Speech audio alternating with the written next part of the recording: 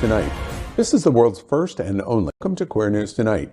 This is the world's first and only LGBTQ plus daily evening television news. We're broadcasting live, and then we're available on demand. And we're available on all smart televisions, including Roku, Apple Television, Android TV, Amazon Fire TV, and of course YouTube and Facebook. It's time to queer up the news. It's Wednesday, February 1st, 2023. We are live and literally out of the closet and into the headlines. So many of your important stories we're going to tell this evening on Queer News Tonight.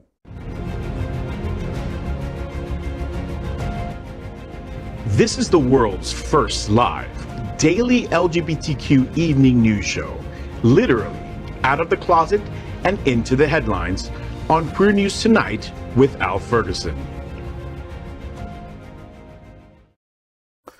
I'm your anchor at Queer News Tonight, Al Ferguson, and this evening we bring you the news of and a perspective representing the LGBTQ plus community from South Florida, America, and across our planet. This is the world's first and only unedited live LGBTQ plus evening news show. Whatever happens unique in LGBTQ plus news, you will see it and hear it. Happening Out Television Network is a 501c3 nonprofit media platform in the television and radio models of PBS and NPR, but designed for our LGBTQ plus communities.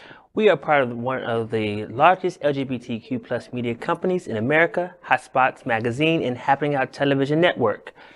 Our magazine is celebrating 38 years of the LGBTQ plus experience, and our television news, talk, and entertainment shows support our mission to educate the LGBTQ plus and broader community. Well, let's begin by welcoming anchor Fay What.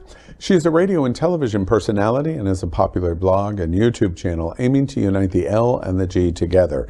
She's a hostess and MC for many South Florida events, an animal advocate, and owner of Fay's Fur Family. Also, make sure to catch the Fay What Show, the first LGBTQ plus morning show Mondays at 9 a.m. Eastern, online, or of course your smart television. Fay was the winner of the 2022 SFGN Best Local Television Personality. Welcome, Fay. Welcome. I'm so happy to be here with all you boys. Everybody's looking really spiffy and cleaned up. Even you, John Hayden. Yeah, I do what I can. And speaking of John Hayden, let's welcome him on Queer News Tonight. John Hayden is a journalist for 28 years. He now works for several outlets, including South Florida Gay News, as a reporter and community editor, covering politics, entertainment, and local events directly impacting the LGBTQ plus community. John's interviewed everyone from presidents to Oscar winners and been on more red carpets than he can count. This weekend, he'll be at not one, but two galas. Spoiler alert, tuxedo rentals are expensive. Welcome, John. John, I told you we can work on that, Papi. The last time I saw you with that weird tuxedo on at whatever gala we were on, I was like, let me help you find one that fits. They're high water. You're not even that tall, John. I know. Well, no, I'm a solid 5'7.5". Okay, Yeah. John. All right, yeah, two galas this weekend. Tomorrow is Friendship Circle. No, Thursday is Friendship Circle, which is a wonderful organization that works with special needs kids, and I am so proud to do social media for them. And the second, of course, I think several of us are going to be at is on Saturday, the Dressed Red Gala at the Dakota for the World AIDS Museum. Both are going to be great. I'm proud to be there representing South Florida Gay News and Happening Out Television. And how many other outlets do I work for? Okay. Like five more. Yeah. So, Yeah. But it's going to be a great weekend, and I am really, really excited. Now let's welcome anchor Christopher Barnhill. Christopher is a native of Washington, D.C., HIV activist and community leader. If there's one thing you must know about him, Brandy Norwood is his queen, and somehow I'm feeling that shade at Fay, but whatever. Welcome, Christopher. Fay, keep it cute. Right Keep it cute. Oh my God! Listen, whenever Brandy's in the news, which is like never, I'm always like, "Oh, Chris, this is Chris's girl." Brandy is always in the news, but she's been quiet lately. But right now we're focusing on SZA and Beyonce. Beyonce has released her tour schedule, and I can't wait to sacrifice my cousin so that I can afford to go. And you just sell it. Wait, Sell a kidney too, yeah. I'm a news guy, so I have to make sure that we zero in on the facts. She hasn't been in the news for about a decade, so. That's a lie. Let's welcome anchor Dr. Bobby Huen. Bobby is a certified civil and family mediator. As a founder and principal mediator of BH Conflict Resolution Services, he helps families, businesses, and individuals resolve disputes of all types. Having grown up everywhere from Hong Kong to Boston, Bobby is proud to offer a global perspective to current events. When he is not at the office or here in the It's Happening Out studio, Bobby enjoys gaming, Lego building, and hanging out on the drive. Welcome, Bobby. Thank you, Chris. And here we are. We are the reporters for Queer News Tonight. And this evening, we begin with the queer headlines. The LGBTQ plus community in South Florida and across America is diverse. Our community across the world is vast. And here are the bullet points of the queer news for today, Wednesday, February 1st, 2023. Today starts the Black History Month. Well, let's begin by queering up LGBTQ plus civil rights. Wilton Manors' The Cookout celebrates Black LGBTQ plus during February's History Month. The start of February is, as we know, the start of Black History Month. As part of the marking of the occasion, the Cookout will be held at Nipple Park in Wilton Manors on February 4th from 1 to 6 p.m. There'll be music, food, and games combined to celebrate Black culture and bring people together. It's sponsored by Hot Spots Magazine and Happening Out Television Network, and they have commented on that the Cookout is a Black History Month celebration that offers a safe space for all who are interested in coming together to enjoy free food, music, and games. The event is completely free. But proceeds from drink donations will be welcomed and benefit Black LGBTQ plus Liberation Incorporated. As you know, no cookout would be complete without some fun and games with a healthy side of competition. There will be a spades tournament and a dominoes tournament, both with cash prizes. There's also an effort to recognize people and businesses that highlight Black excellence. Events like these bring the community together to remember those who contributed to and supported the growth of the community and celebrate the glorious journey so far. I sat in a meeting just today where we discussed the details. I congratulate our lead at Hot Spots Magazine Happening Out, Jameer Baptiste. He is leading the event. There is, I won't say the number because I don't want to put any pressure or scare Jameer, but the number is quite impressive. In terms of registration, you can go online to do that, to secure your spot, and it promises to be a lot of fun. I went last year. I think I was with you. We went together. John. Yeah, John and I went, and we were the two white boys at the. No, I'm only kidding. It was a great experience for me because it's an opportunity to show respects for Black History Month and also learn more about our Black LGBTQ community. So I'm really looking forward to it. I'm going to go, and then I'm going to Red Dress Gala. Oh, you're gonna have a full Saturday. Yeah. So I went last year, and it was a lot of fun. I took my dogs with me, you know. So you guys know that you could bring your dogs. Remember that Padme bit everybody? Yeah. Patai came. Padme. Her name is Padme, okay? And she might not, you know, she might just bite some people every once in a while. Anyway, but the food was delicious. Can we talk about the food last year? I mean, I had some chicken that was just delicious. I had these corn little fritter things that were just delicious. There was spoken word. There was incredible music. There was a great DJ. And the drinks were flowing, and everybody was having a fabulous time. So that's what I'm looking forward to this Saturday, and that's what it's going to be all about. And Jameer is incredible with what he does. When he puts so much love and passion into these events, and it shows when you pull up. You know, so I'm really looking forward to it. And especially, let's just make sure that we know that it's really important, because in Wilton Manors, facts are facts. We have to work harder to broaden the diversity of our community. Whether you live in Wilton Manors or not, we want to be welcoming and encouraging, and it's one of the core areas. Our Black LGBTQ community, our lesbian community, our trans community. We have diversity efforts that we want to help focus on, and this is an example of one of the areas that we can do that. Hold on, now you said it was serving what now? Corn fritters? It was some delicious Now, that ain't food. black There at was all. a lot. That's not black at all. Who cooked that? Oh, dude, listen, there was a bunch of food. There was collard greens. There was... Who made you gatekeeper on what is black food? I am black. I'm black. I am the gatekeeper. So guess what? Mr. Brandy Lover's gonna cook something for the cookout, JB. You got another cook on hand, so you're good. You know, they had chicken. everything. Come on now. They had macaroni and cheese. They had collard greens. I was there last year. It was a really good time. You know, and now they're gonna throw spades into it. I used to play a mean game of spades. You better than me because I don't know how to play spades. So please don't let me lose my black card. But yes, I learned it in jail, honey. I don't want you to learn that. We said never been to jail, so I don't know. Maybe that's why I don't know how to play. It's not as fun as it looks in adult films. Wow. All right. This Saturday, be there or be square. All right. And if you want to read more about it, I do have an article online, and it'll be published tomorrow in South Florida Gay News. So that is there. Did you just become a media whore right before our very eyes? Did I just become? No, not just because. No. All right. And Come to the speaking, cookout. Right. And speaking of, let's queer up South Florida Gay News. Support for Pride of the Americas is collapsing, but leadership is finally talking. I am continuing my exclusive investigation into Pride Fort Lauderdale and next weekend's Pride of the Americas. Hours after my story on Pride's lack of transparency, 2 major sponsors dropped out. Midland Medical withdrew all their financial support and asked for their $100,000 back. Also that night, Tito's Vodka dropped out, costing Pride about $50,000 in cash and product. Also that evening, one board member sent an email calling for a full stop until the board could decide on going forward with the event. They are continuing, and the event is still on. Pride President Mike Martorell finally reached out to me, and we had a 45-minute conversation. Details are at southfloridagaynews.com, but the issue of transparency is really the headline.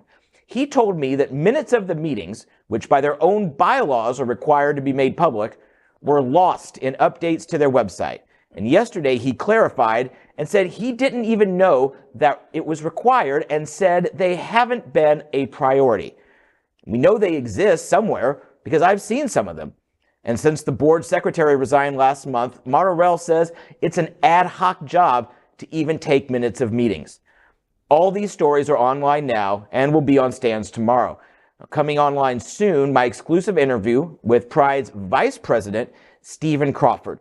His insight into the organization is really stunning, and his candor is admirable. That conversation was about 40 minutes and will make, I think, for very excellent reading. And one of the things that he says to me, and he reiterates it over and over, is that this event must happen. He is here despite anything that is written, any revelations that drop. He is totally here for Pride and Pride of the Americas to get this event off the ground next weekend. So he is fully supportive. Of course, Mike is still saying that it's going to happen, and it looks like it will. Scaled back, smaller park, very short parade. Is Boy George going to be there? That's all I need to know. You know, and I don't usually address rumors in these articles. These articles have been very, straight to the fact. But the fact is, there is a rumor going around in the community. So I'll address it here from what they told me. Boy George is being paid $150,000 for his appearance. $75,000 has been paid. The check has cleared. It's all good. Okay. There were rumors that his people were ghosting Pride's people. People inside, people outside Pride with any knowledge say it's still happening. It is standard operating procedure when you book a major talent that you pay half up front and then half a few days before the event. So like today or tomorrow, the check would be cashed and cleared. So he is still on, and it is still happening according to everyone I've talked to on both sides of this story. Look, I'm not going to make two things. I'm not going to make an excuse. I was a secretary for a board once, okay? And I came in after somebody who had been ghost for a couple of months, right? To be able to catch up on the notes that she had left, right? And transcribe notes that had been recorded, but nobody had listened to them, plus keep up with what was presently happening with those board meetings. was a disaster, and it was almost impossible. Like I had to literally stay home for a week typing and typing and typing and typing because I had to get it done, right? So again, no excuses, but I sort of, I believe Mike when it comes to that. But at the end of the day, we need to support this pride like any other pride, all right? A pride is a protest, and we are allowed to go out there and show who we are authentically together in numbers. And that is what we need to do for Pride of the Americas. No matter what the hell's happened before then to now, we should all be there for those 3 days next week and support. One thing on the minutes and thing, it's 2023. We can literally video record all meetings. Yes, and I know that they're having a lot of phone conversations. They're not gathering in a room to sit and talk things out and then going about their separate ways. In the age of Zoom and Google Meet, you can record all these. Yes, you're going to see someone accidentally throw some shade and some side eye. Yes, you're going to see the good, the bad, and the ugly, but you're going to see it. And that would make keeping the minutes a much easier task when you come into a time when your board secretary has resigned. Yeah, and you have to remember, Fay's talking about a time being secretary previous. No. She's doing it. No, don't make an old joke there. No, because no, and no, and no, and no. Jerk. Okay? But those Zoom meetings, you still have to listen to them and listen and sit through them. I mean, it takes time. Oh, it yes. really does. All right, you crushed the joke. All right, I'll stop. I was going to do a chisel and a stone. And that was the joke. But no, I won't do that because it wouldn't be appropriate. They told me it wouldn't be appropriate. One thing that I am curious about, John, as you've been working on this story for a while now, since before Christmas, and what are you watching in terms of community support? I understand the issue with Midland, and I understand the issue in the vodka sponsorship. But beyond that, are you seeing community start to rally? Exactly as Fay said, her challenge is really, I think, on point and crystal clear. Are you seeing that in terms of what you feel? Because you're hearing from so many different people connected with the story. What are you hearing from people? We're going to have this event. Come hell or high water, this event is going to happen. And last week, I was shook. And, I really thought when so many major sponsors started pulling out that it wouldn't happen. But like I said, Stephen Crawford said that they are committed to making this happen. Everybody who is a major player, whether they believe there needs to be more transparency, whether we need to see the budget, which Mike has promised he will get me a line item budget. They're for it. Whether it's it's one of those things like we're all going to go down on this ship together if we're going to go down. But one thing that Stephen Crawford said to me was that oh my God, I've lost. That he loves your bald head. That he loves my bald, apparently very bony head. No, I asked him what the measure of success would be for this, and at this point, and he didn't come right out and say it, but I asked him, would just the event happening be a success? Has the bar fallen so low? And he says, yes, that is part of a success, and that it will happen. I think it's just a matter of, we all want more pride and protest, and especially right now in Florida, we need that protest. We need every opportunity to protest and say that we're here, we're queer, get used to it. Oh my God, that's such an old slogan. But on the other hand, we stand up for family even if the family is a mess. That's the base. That's the bottom line, right? Yeah. So hopefully I'm hoping that this will turn out fine. Without Tito's vodka, who's going to pour the drinks? Oh my Lord. There'll be another vodka. There'll be another vodka. And I can't wait to read the interview with you and Stephen Crawford because I respect him. I love what he did with Flockfest. I thought initially it would be a fantastic idea for them to merge with Pride Fort Lauderdale. And I just love what he brings to the table. He's respectful. He's transparent when you talk to him. Yes. So I'm really looking forward to seeing that interview. Yeah, and they did this last year. They did start to explore a merger. Stephen, of course, is still the head of Flockfest. He came in, tried to see if the organizations would really mesh. Their cultures did not, for various reasons. Pride is a once-a-year event. Flockfest has their major beach party, but they do things around the year. And so they are going to sort of go their separate ways, but not until after next weekend in the Pride of the Americas. One last thought. We haven't kind of re-outlined what's going to happen next week. Pride in the Drive is next Friday. Thunderpuss. Yeah, and Thunderpuss is going to be on the stage at the Hunters WNBA stage, and that'll be quite exciting. We're helping to support Hotspots, and Happening Out is helping to support the main stage with Georgie's Alibi, which is principally the Pride of the Drive branding.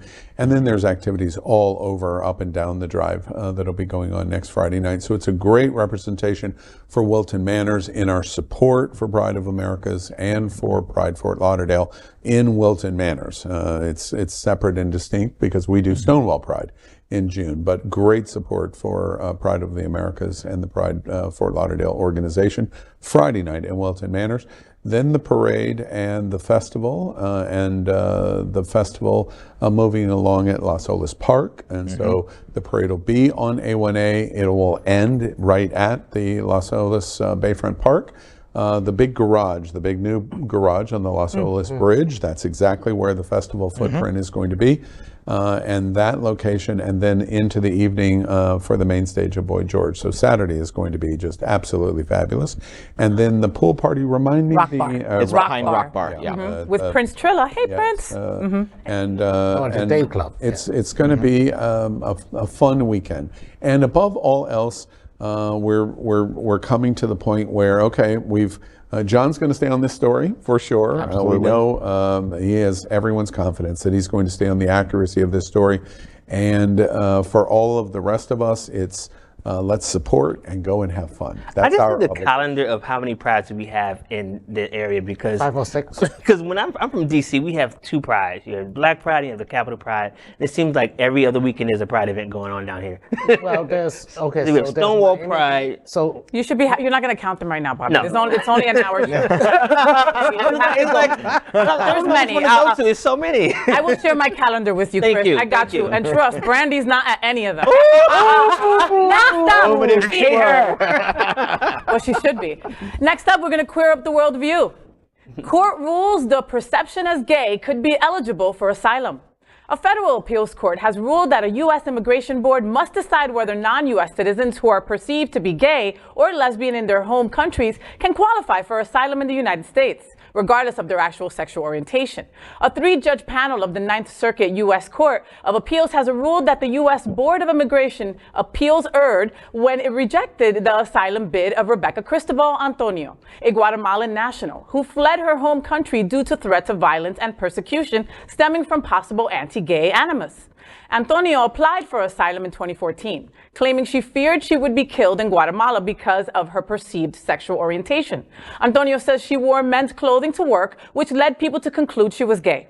She subsequently received death threats, was confronted by an angry mob, and was beaten by members of her own family due to their belief that she was a lesbian. Now, let's just say that she dressed in men's clothing because she worked in the fields, okay? It had nothing to do with her sexual orientation or, or that she wanted to be a male. It was just more comfortable. Now, that being said, she was still persecuted under anti-LGBTQ plus, haters, So she couldn't come here and say, hey, I need asylum because of this. Now, they need to pass this to allow people to do so. People flee their countries all the time from this. I mean, from threats and persecution from their own family, let alone, let's think about the neighbors and the towns and all of that. So this really needs to be, it needs to be law. There are certain obstacles that is specifically very specific for LGBTQ asylum seekers. For example, a lot of these people go into interviews with officers who are not particularly sympathetic to their sexual orientation, and they would ask very blunt questions. I know that in Britain, for example, they would literally ask,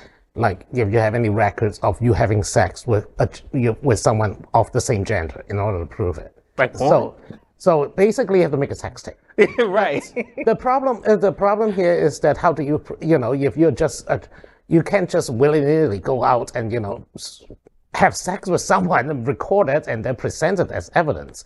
The truth is sexual orientation is such a private thing that how is any kind of immigration officer is going to seek concrete proof that prove you are gay? But the Ninth Circuit is doing the right thing here, although I'm afraid that they are going to probably further appeal. I mean, I don't think this administration is going to appeal, but later administration might try to rewrite the rules so that this will not happen again. So, I think we're in a situation that is partially racially motivated. Often. Absolutely. Yeah. And we're She's in a dark situation. She is dark brown skin. She is poor. She's Latino, and there is a classification in the United States that out of hand, because of various different reasons, reject. If you are in Angola or in the Congo and you're a black woman or a black man who is claiming that they are fearful for their life of the accusation of them being LGBT, whatever the identification of that is, they would have the same difficulty as this woman in Guatemala would have. If the white 36-year-old woman or man in Russia claimed that they were being discriminated against and they were fearful for their life, the reaction of the Russian or the Pole or the Hungarian would be different than the black or the brown or the female. Glad you said it so I don't have to. And it's unfortunate, and that's really a very significant portion of what's at play here. They do not have to prove that they are having sexual intercourse in a homosexual environment to claim this exemption in terms of having emergency aid from the United States via immigration. And the reason why they should not have to prove that is because in this instance, if the woman is fearful for her life because of her clothing style, the ignorance of the people around her are not the standard of whether she's admitted to the United States under this emergency classification. Yes. You're moving the bar, and it is unfair and dangerous for this woman whose life is being threatened. Yes. Yeah. And moving the goalpost is one of those things that just really angers me. You know, you have to prove something that you're not, and then once you prove it, you're like, oh, then you prove it some more. Right. That logic just kills me. Anyway, oh, sorry. So let's move, because I have a lot to say, and I don't want to be too controversial on this headline. But Queer Up Entertainment, Sam Smith's album Gloria makes sparkingly controversy. Nipple, Pasties, and Corsets. We love it. Singer Sam Smith's latest music video is causing quite the stir as a star unveils their racist look yet and sparks fierce debate on social media. Sam, who is non-binary and uses the they-them pronouns, dons a corset and nipple pasties for the OTT music video to their latest single, the Calvin Harris-produced I'm Not Here to Make Friends. It's the latest single from Sam's fourth studio album, Gloria. Also home to the worldwide #1 smash Kim Petras duet, Unholy. But Sam's look in the new clip has seen their star gets attacked, trolled online as others rush to defend them, suggesting homophobia and fatphobia are to blame for those, apparently, so horrified by Sam's revealing look. Cue the outrage from some quarters for I'm Not Here to Make Friends.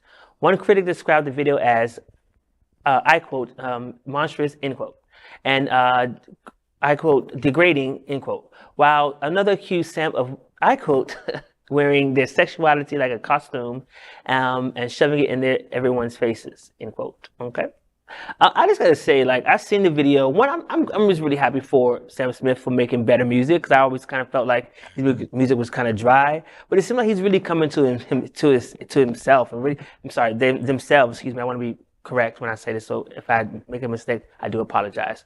I feel like they are doing a great job in what they're doing. And I thought the video was actually pretty nice. I didn't feel like there was nothing too like out of the way about it. I think it was very tasteful, yet very, very like just like in your face about it. It wasn't. I think we have too much outrage. You're never going to make everybody happy. Right, That's the bottom line. And I think he understands that as a pop star that he is. You know, you're never going to be gay enough for the gays or, you know, straight enough for the rest of the world. I think that they've gotten better. Yeah. I think that their music is even better. I think that they're coming into their own. Exactly. Okay? Might be the poppers. Might not be the poppers. No, Sam Smith has been quoted as saying that he loves poppers and he has no problem with that. Okay, I'm on them right now. His ass gets relaxed and all of a sudden he could write music. Do you, boo? Yeah. All right, whatever works. And for me, I'm liking his music now. Yeah. How he is more than before. That's a really interesting. I watched the video. I didn't think it was that Little Nas X is the worst. It's haters. It's just haters to anything beyond what is supposedly normal. Remember about 15 years ago when Miley Cyrus was riding a wrecking ball across the screen? Oh, God. Oh, The pearl my clutching. God, the world was going to come to an end. I do take one issue, though. In one scene, he's in there wearing nipple pasties. I wonder where he got that idea from. Listen, not everybody can pull off pasties, though. Bitch stole my look. You look, but he stole that look from you. Who wore it best? I think John Hayden. John Hayden. And sorry, John, you stole it from Janet Jackson, who stole it from Madonna. Hold on, Bobby. I do know Janet Jackson's Madonna thing here. I do love that it is so, they are so unabashedly queer about it. Yeah. Like the look is really queer, but it's nothing too forward. It's a very confident Madonna video. has that look like it's 10 very years confident ago. work. You know, Confident. One quick observation before we move on to Bobby. I don't know if you watched Saturday Night Live. He was on 2 weeks ago, 3 weeks ago. You know, it's interesting to me when you say how you're impressioning his music and his look and the video, etc. Whose right is it to evaluate someone's art and say, this is wrong? No, wait.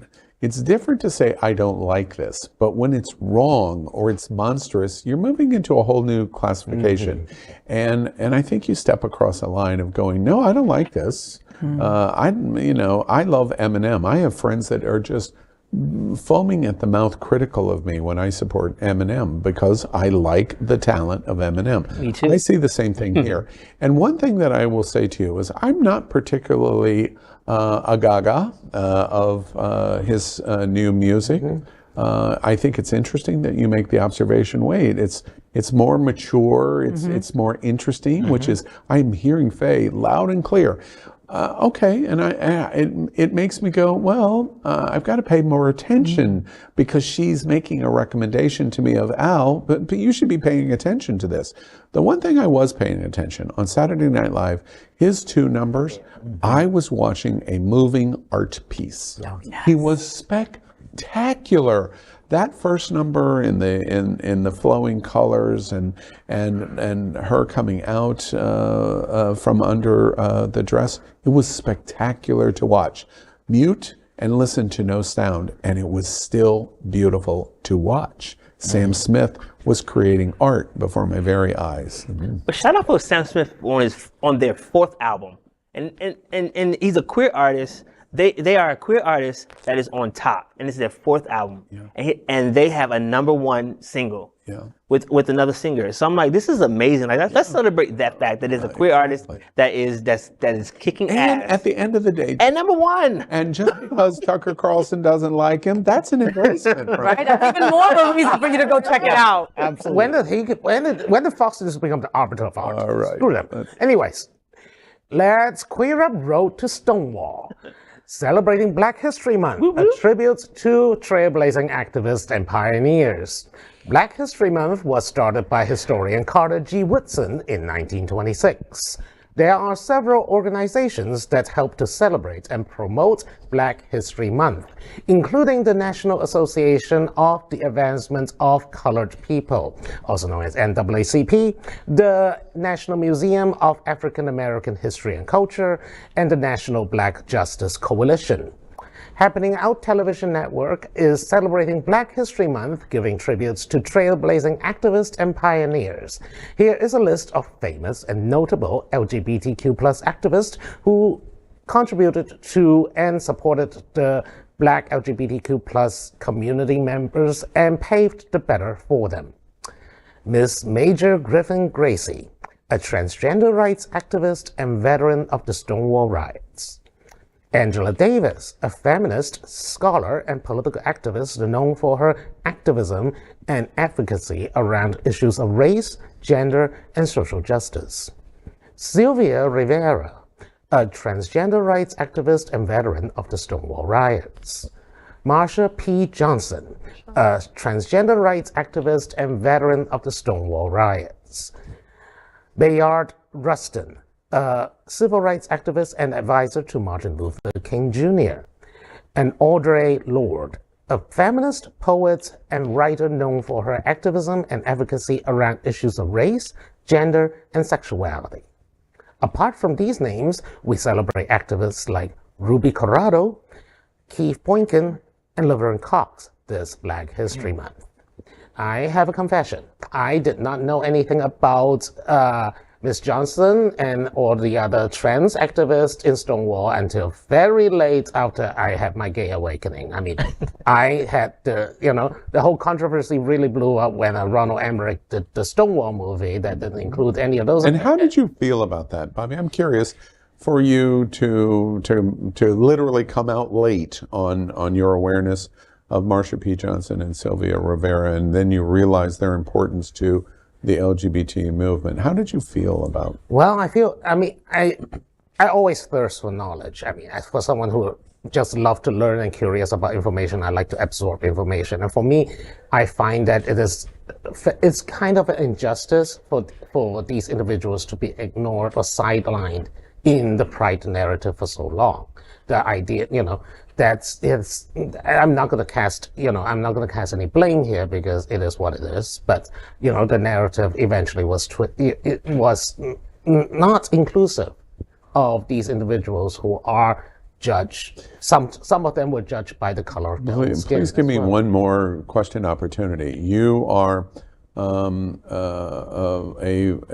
specific face of LGBTQ community that has historically been easily marginalized in America, and you're saying I wasn't aware of race or trans. When I was reading up gay LGBTQ history, the narrative wasn't there. I was coming out, it was last year, high school, 96, 97.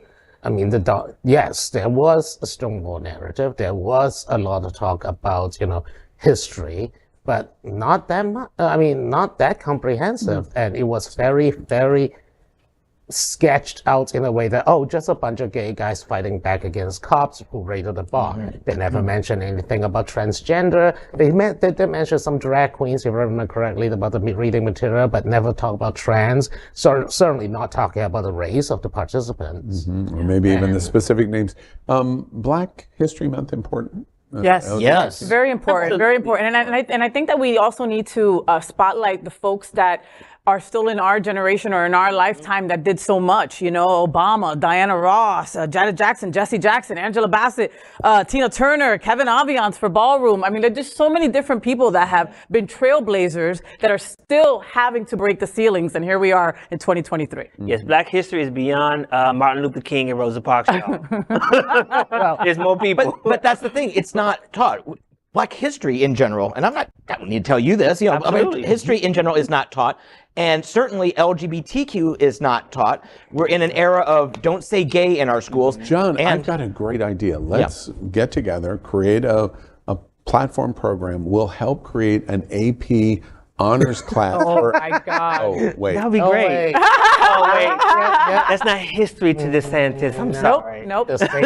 Anyway. Sorry, never mind. I didn't mean to interrupt you. But I was going to say we're in the don't say gay and now we're in don't say black. But Al, you stole my bit, so thank you so very much, sir. But it is true. Minority voices have been silenced throughout American history. Say minority because there's nothing minor about us.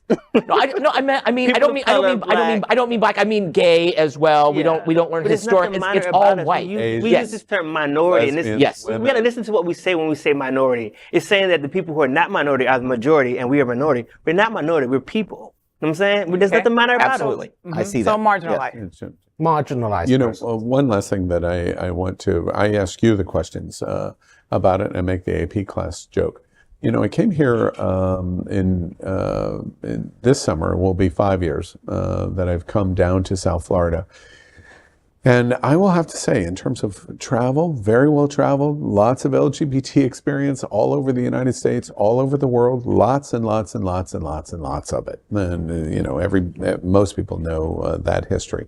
Until I came to South Florida, I cannot say that I knew much about really the degrees of Black history for LGBT, much about lesbian conversation, certainly not about the trans community. And so as a result, my response, and been out for a much longer period of time than you, know about Stonewall, but all I know is that there's a riot at Stonewall, and that's the initiation of the civil rights movement. Sylvia Rivera, who, and Marsha P. Johnson's what?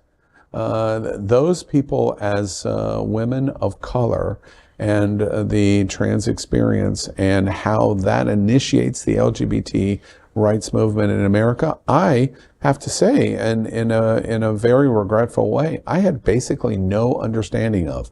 And now, almost 5 years later, I realized that I was moving in a circle of gay white privilege, that I had no desire to learn anything about it.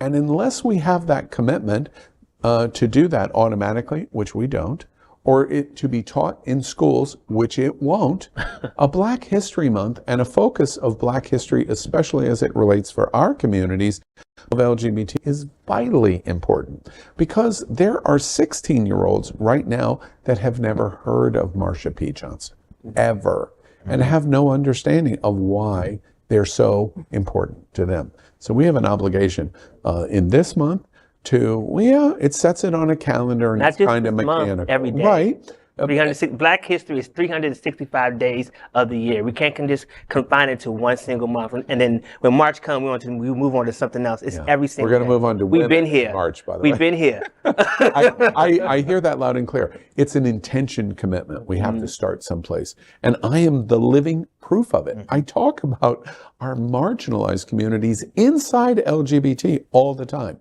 And that is only because I had to learn. And that's why Black History Month for LGBT is so important for our community. Next, we are proud of our special partnership with Sunshine Cathedral, the world's largest queer church right here in Fort Lauderdale. Supporting that partnership, we are broadcasting from our permanent set here at Sunshine Cathedral at the Happening Out television studios. We broadcast Sunshine Cathedral Sunday International Service at 10:30 a.m. every week.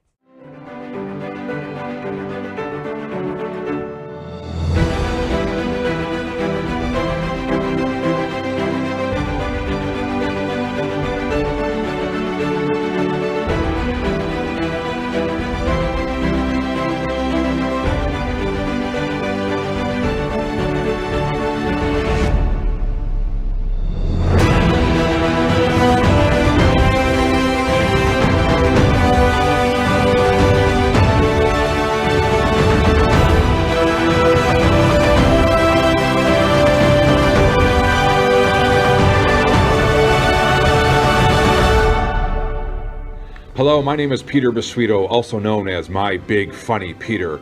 I'm an internationally known comedian and entertainer, and the Sunshine Cathedral is definitely my queer church. That is today's news for the LGBTQ+ community on the world's first and only daily LGBTQ+ evening news show. If our community is important to you, share this news with your friends and family. Are you, like most of America, part of our very large television audience watching this live LGBTQ+ news broadcast right now on Roku, Apple TV, Android TV, and Amazon Fire TV? Queer News Tonight is the only live LGBTQ+ digital television show in the world that is out of the closet and into the headlines. We need your support. If our community is to grow, we must tell our stories and bring them to the attention of the broader world. This is the only place in the world that tells these types of LGBTQ+ stories in motion and sound. That is the passion of Hotspots Magazine, Happening Out Television Network, and Queer News Tonight. I'm your anchor, Al Ferguson, and on behalf of these LGBTQ+ reporters, the anchors of Queer News Tonight, including Fay What, John Hayden, Christopher Barnhill, and Dr. Bobby Huen. We will see you daily at 8 p.m. And to our LGBTQ+ world, we wish you Good night.